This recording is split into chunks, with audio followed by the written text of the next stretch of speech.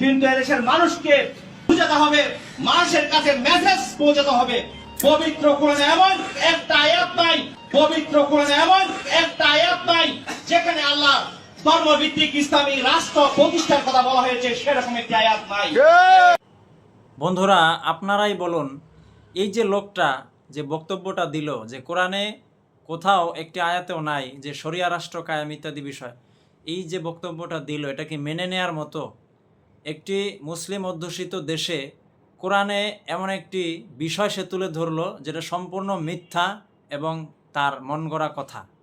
অথচ আল্লাহ কোরআনে বহু জায়গায় বলেছেন যে আমার কোরআন হবে সংবিধান, কোরআন অনুযায়ী তোমরা পৃথিবীতে রাষ্ট্র চালাবে।